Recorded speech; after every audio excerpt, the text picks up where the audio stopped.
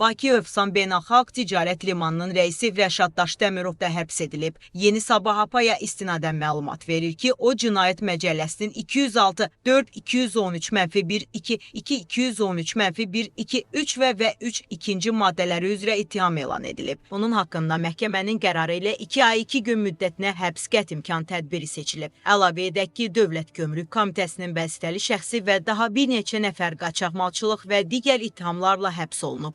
Ümumilikdə 6 nəfər bir sıra cinayətlərdə, o cümlədən qaçaqmalçılıq və vəzifə səlahiyyətlərindən sui-istifadə etməkdə ittiham edilib. Uzun illər xüsusi dövlət mühafizə xidməti rəisinin müavini olmuş general-leytenant Cəbrayıl Usubovun oğlu Fərid Usubovun həbsi ilə bağlı yeni detallar bəlli olub. Fərid Usubov mediada iddia edildiyi kimi Gömrük Komitəsinin dəniz nəqliyyatı və enerji resursları Baş Gömrük İdarəsinin liman məntəqəsinin deyil, Hövsan məntəqəsinin rəisi vəzifəsində çalışıb. Onun vəzifədən kənarlaşdırılmasına səbəbi isə 6 ay əvvəl bu ilin iyununda Hövsan Dəniz Gömrük postunda külli miqdarda qanunsuz siqaret yüklərinin aşkarlanması olub. Qeyri-qanuni yük partiyasının aşkar edilməsindən sonra məsul şəxslərlə bağlı daxili araşdırmalara başlanılıb və DQK sədri general-leytenant Şahin Bağırov tərəfindən Fərid Usubovun sərəncama götürülməsi barədə əmr imzalanıb. Daha sonra isə o həbs olunub. Əlavə edək ki, Dəniz Nəqliyyatı və Enerji Resursları Baş Gömrük İdarəsinin liman məntəqəsinin rəisi Tural Muradovdur. O, tanınmış müğənni İlqar Muradovun oğludur.